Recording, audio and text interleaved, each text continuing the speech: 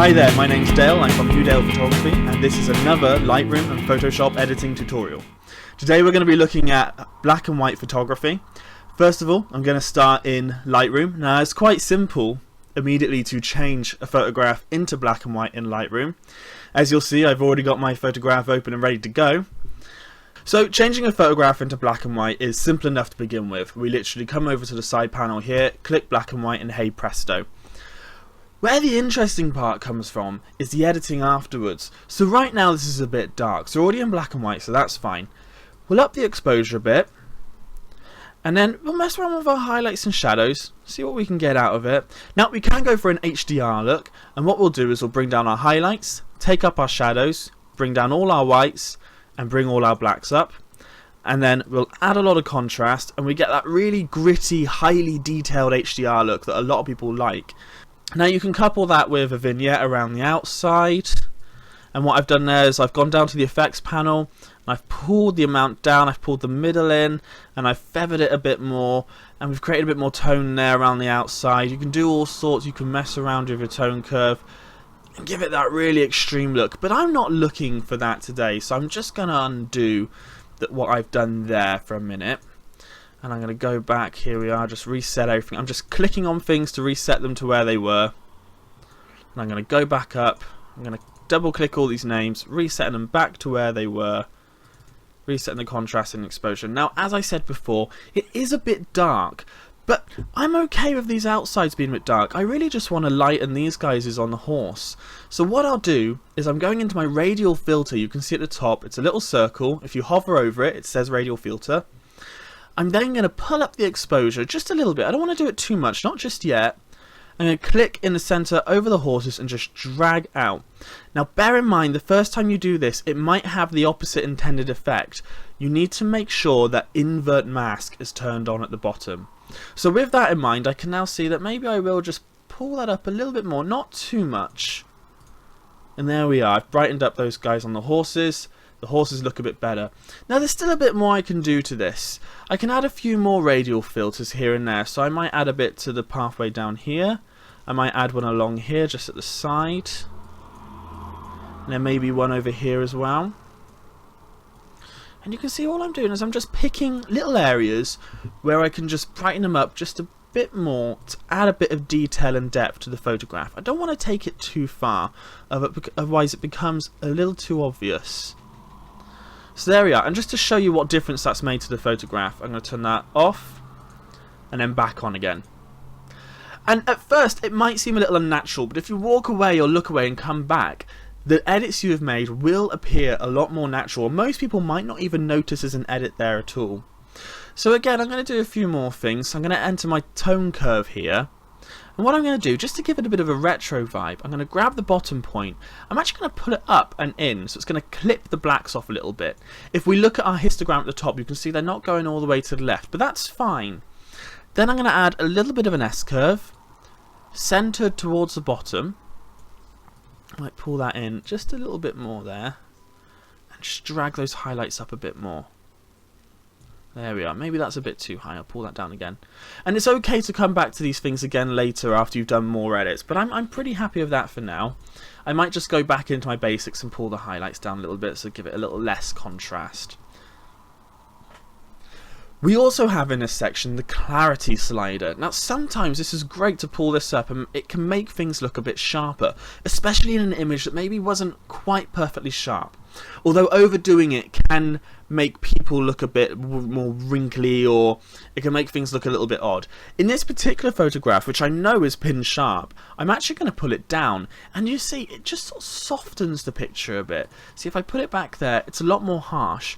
Now I want to stress, this isn't de-sharpening the picture at all. The picture is still as sharp as when I took it. You can still pick out every single twig. But it just makes everything blend in a lot nicer.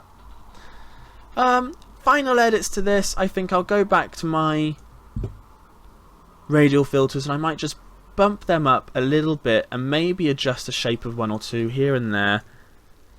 Just giving them a bit more to work with. Maybe feathering them a bit more so they just blend into the outside. There we are. And again, This is before those filters, this is after. So one final thing you might want to do with a black and white photograph is actually turn it into a monochrome photograph. Now the difference there is that a black and white is literally just that. It is a black and white photograph, whereas a monochrome photograph may have a bit of colour. There are a few different ways of doing this. I tend to use a split toning. That way I can decide what I want in the shadows and what I want in the highlights. And here I might just add a bit of blue. So what I've done is I've grabbed the shadows hue slider and I've dragged it all the way up to the top where the blues are. And then I'm just going to slowly drag the saturation up until I've got something that I'm quite happy with. And I think, yeah, I think around about here is fine. I only want a subtle effect. I don't want to make it really blue. Although if you wanted to, you could do something with that to make it look a bit like a cyanotype. But no, I think I'll just change that back to a really subtle blue, pull that saturation right down, and I think that's quite nice. And again, before, after. It's a subtle change. Again, if you wanted to create the kind of cross-process look, you could then add in a highlight hue as well and make it a different colour as well. In this case, I might add in a bit of orangey yellow, bring that up a little bit, and you can see the difference that had. It's kind of fading it away a little bit, and actually I quite like that. So again, that's before, that's after. It's subtle, but it works. So that's how to create a black and white photo in Lightroom. Now I'm going to switch over to Photoshop, and I've already got my image prepared and ready. So this photograph, I will explain it before I edit it. It is actually a combination of 3 photographs taken in portrait to create this wide angle look, because I didn't have a wide angle lens with me. We will cover that in another video. But I've also taken this image into Lightroom. In fact, I'll show you now. And I've already done my edits on it. So I'll just show you what I've done. I'll reset that back. This is the image straight after all 3 of them have been merged together. I'm going to pull my cropping in, just to make sure we haven't got any of those white edges. Make sure my framing's correct. There we go. And in basic, I did something very similar to what I showed a minute ago. I pulled my highlights down, my shadows up, my whites down, and my blacks up, and that just creates a bit of an HDR effect, high dynamic range. I then pulled up my exposure and a bit of my contrast, maybe the exposures, and there we are. We have a really nicely evenly exposed photograph ready to put into Photoshop and do a bit of work to. So here we are back in Photoshop. I've had a couple of people tell me they didn't quite figure out where black and white is in Photoshop, especially people who are just starting out with it. It's not exactly where you'd expect it. It's down here on this button. This button is the adjustment layer button. And we've got a few different things we can do here, but we're just going to focus in on black and white, and you can see already it's added a black and white adjustment layer just above our original layer. Now the difference between Lightroom and Photoshop here is that we get a little bit more control over our black and white. So you'll notice this window has appeared at the top here, and it's got all our different colours, and what we can do is we can be a little bit more selective about how the colours are translated to black or white. So you can see I can choose whether my reds come out a little bit darker or a little bit brighter, and you can see it's having quite a subtle effect on the photograph. In this photograph there wasn't that much red there to begin with, so it will be quite subtle. But let's have a look what happens to the other colours. So let's go on down to yellow. Immediately we can see quite a difference between pulling that up and pulling that down. In fact, when I take it right to the top, we almost get an infrared like photograph where we get the sort of snowy look to the hills. I quite like that, but we're not going to do that right now. I'm just going to pull that back down to the mid-range, maybe lighten them a little bit. Again, down to the greens. Again, this is going to have a really big effect because there's loads of green in this photograph, so it's going to have a huge effect on what the photograph looks like. And again, you can see right across the hills, you can see them brightening up there again with that infrared effect and darkening down. Now you can combine this with the yellow effect to create a bit more of a contrast if you like, but again, I'm going to pull them into the middle. We're just going to create a pretty subtle photograph just for now. And the cyans and blues, we've got that lovely sky right at the top, so that's where they're going to affect. We can pull them right down to darken that sky, and that is something I quite often do in a black and white photograph, is darken down the sky.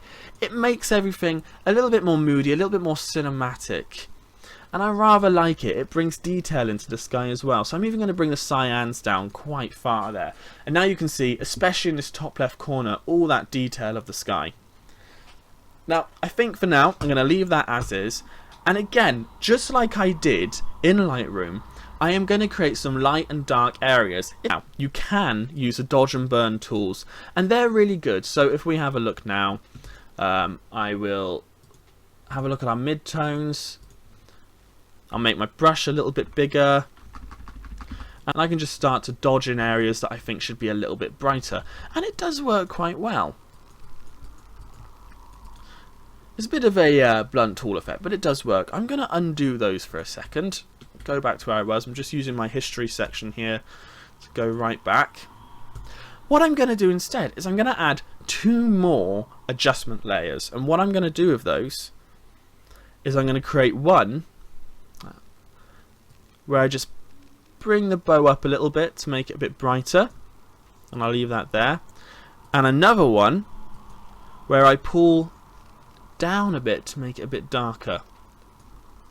And you'll notice that those come straight away with masks on them, and I'm going to click on those masks and I'm actually going to fill them with black, and we get back to our original image.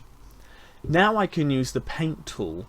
I haven't done it here, but you should name them which one is dodging up and which one is burning down, so you don't get confused. Luckily here I think I know which one's which.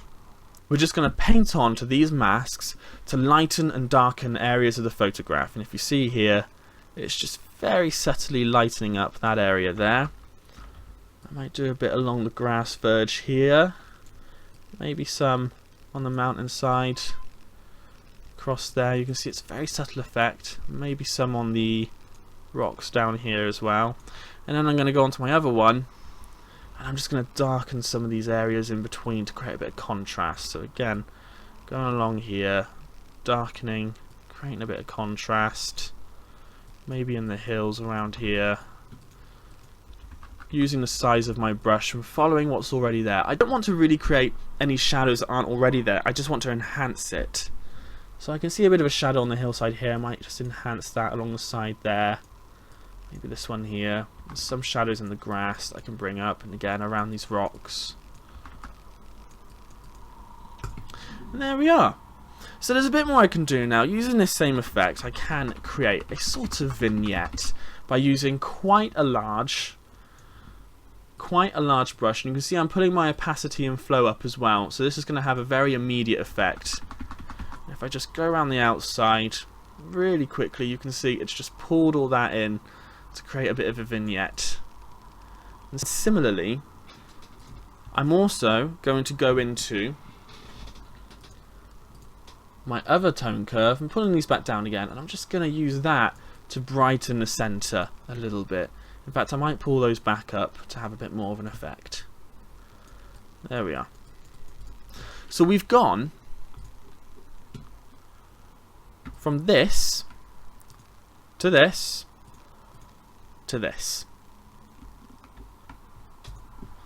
and that's a black and white image. Now I've been very quick in my edits. You'll want to be a little bit more specific with what you're doing, but you can see how you can really start to take control over a photograph without too many intensive edits.